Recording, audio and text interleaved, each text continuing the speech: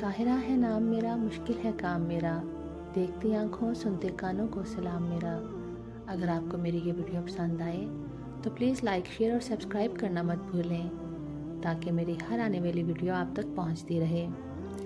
رمضان المبارک کا مہینہ ہے، ماشاءاللہ سے دوسرا عشرہ اپنے اختتام کو پہنچنے والا ہے۔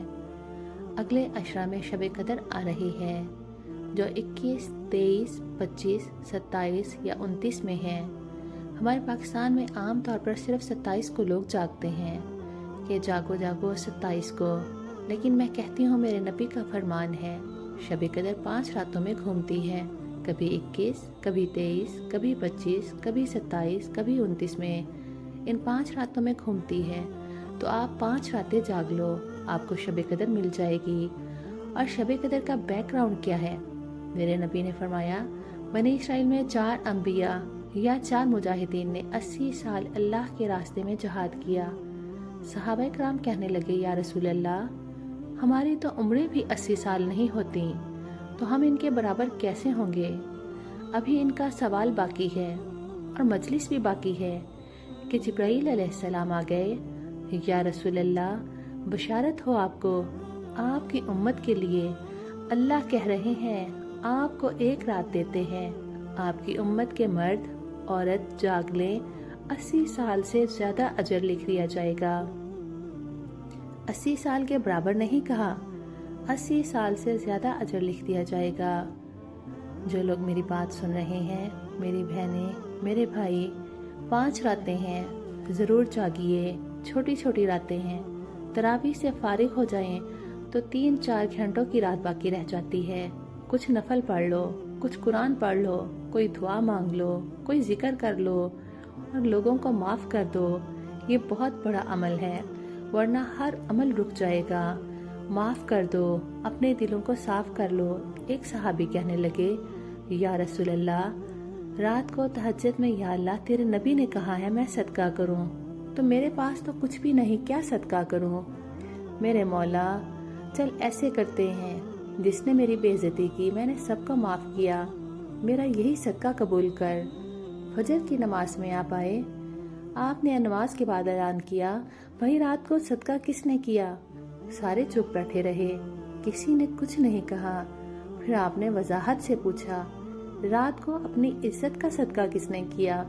یہ کھڑے ہو گئے، کہا یا رسول اللہ، آپ کی باتیں سن کر شوق پیدا ہوا کہ مال لگاؤں، مال تھا نہیں۔ میں نے کہا چلو میرے مولا، میں اپنی عزت کا ہی صدقہ کر دیتا ہوں، تو میرا صدقہ قبول فرما۔ تو آپ صلی اللہ علیہ وسلم نے فرمایا اللہ نے تیرا صدقہ قبول صدقوں میں لکھ دیا ہے۔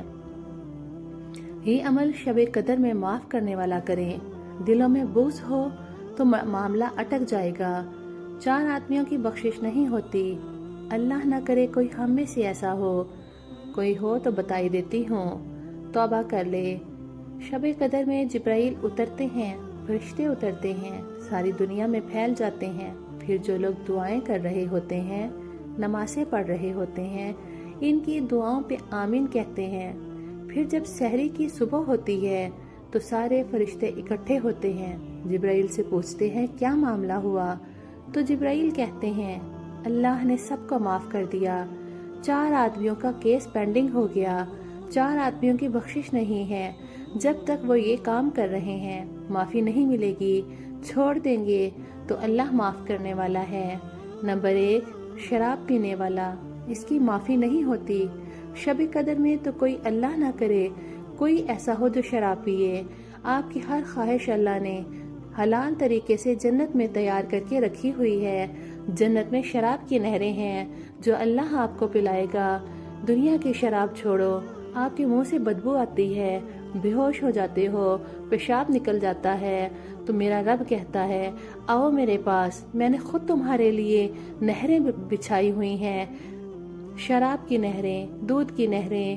نمبر 2 ماں باپ کا نافرمان، جس کی بخشش نہیں ہوگی شب قدر میں، شب قدر بھی نہیں بخشوا سکے گی ماں باپ کے نافرمان کو۔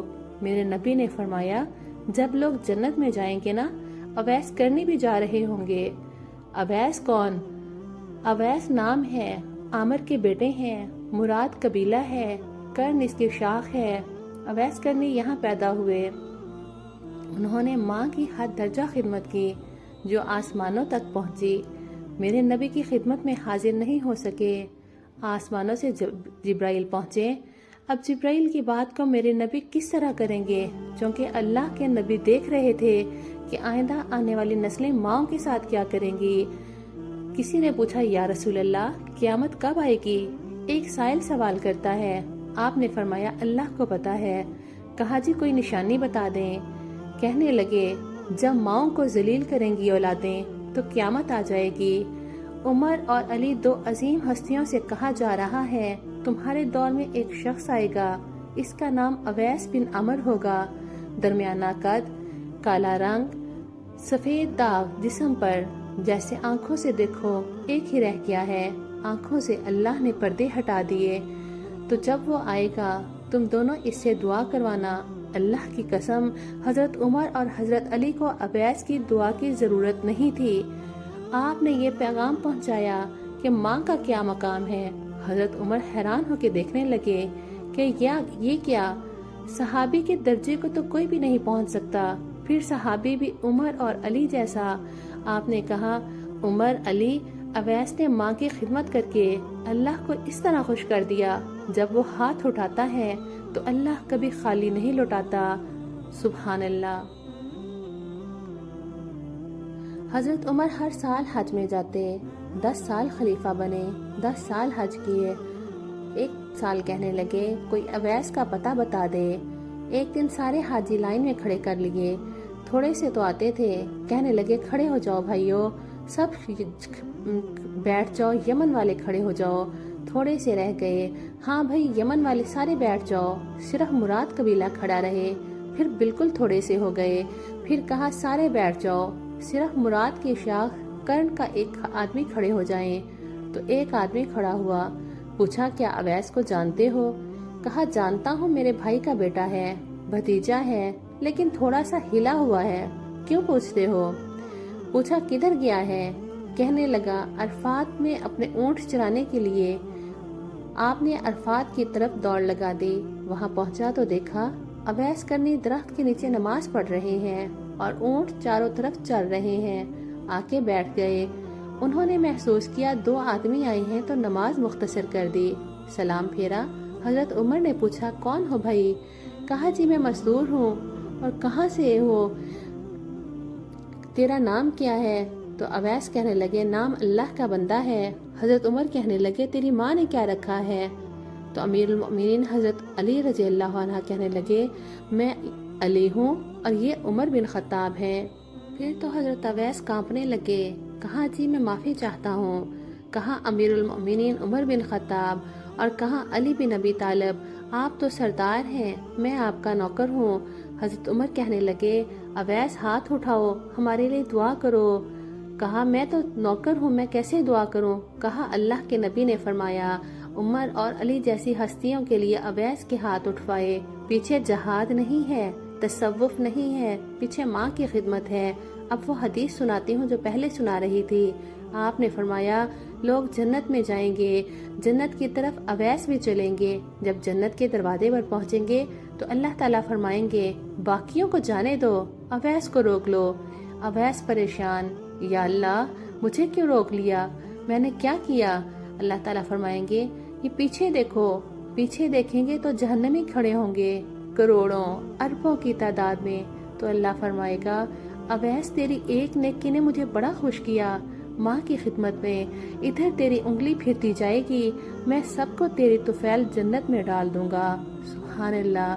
ایک طرف تو اشارہ ہے کہ ماں کی خدمت کی جائے، ہمارے ہاں تو کراچی میں، سندھ میں، بلوچستان میں، پنجاب میں مائیں ذلیل ہو رہی ہیں۔ خوش نصیب ہے وہ ماں جس کی اولاد کی نعمت ملی اور اس کی اولاد فرما بردار ہے، ماں کی آنکھوں کی ٹھنڈک ہے۔ ایک شراب پینے والا جس کی بخشش نہیں ہوگی، دوسرا ماں باپ کا نافرمان جو شب قدر بھی نہیں بخشوا سکے گی، تیسرا رشتہ داروں سے تعلق توڑنے والا، بہنوں سے لڑنے والا، بھائیوں سے لڑنے والا، رشتہ داروں سے لڑنے والا، عورت ہو یا مرد رشتوں میں لڑائی ڈانٹنے والا، ان کا معاملہ بھی پینڈنگ ہو جائے گا، انہیں معاف نہیں کیا جائے گا۔ تو میرے بندوں، اللہ فرمائے گا میرے بندوں معافی مانگ لو ایک دوسرے سے، جو لڑا ہوا ہے معافی مانگ لو، اللہ کے واسطے رمضان کی محنت ضائع جا رہی ہے، شب قدر کا جاگنا ضائع ہو جائے گا، اس سے بہتر ہے کہ صلح کر لو، معافی مانگ لو، معاف کر دو ایک دوسرے کو، سینے سے لگا لو، کوئی آپ سے ناراض ہے صلح کر لو۔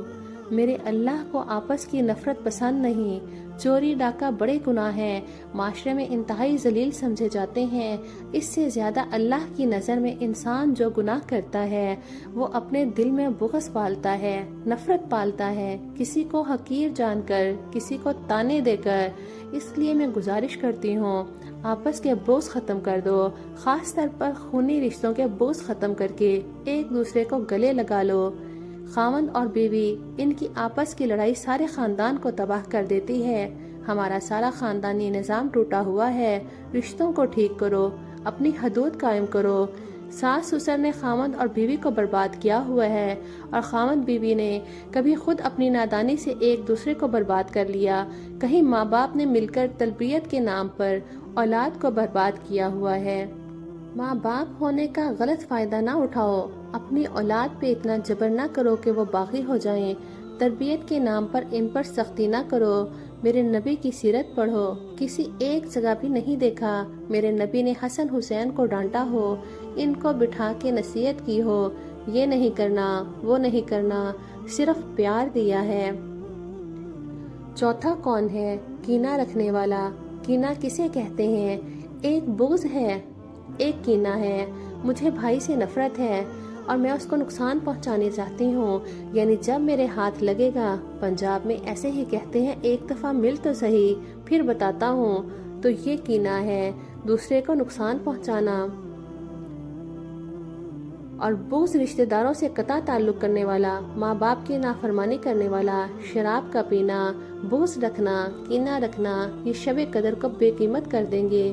تو اب اگلا عشرہ شروع ہونے والا ہے، اللہ نہ کرے کسی بھائی بہن میں یہ مسئلہ ہو، اس سے توبہ کر لو تاکہ ہمارا عشرہ جہنم سے خلاصی کا سبب بن جائے اور عید کی رات بخشش ہو جائے۔ یا اللہ تو ہم سب کے روزے قبول فرما، ہماری طرف سے تمام امت کو ایک امت بنا دے، ہمارے بغض مٹا دے، ہماری نفرتیں مٹا دے، ہمیں اپنی بارگاہ میں قبول فرما اور ہمارے گناہوں کو معاف فرما۔ وآخر دعوانا ان الحمد للہ رب العالمین۔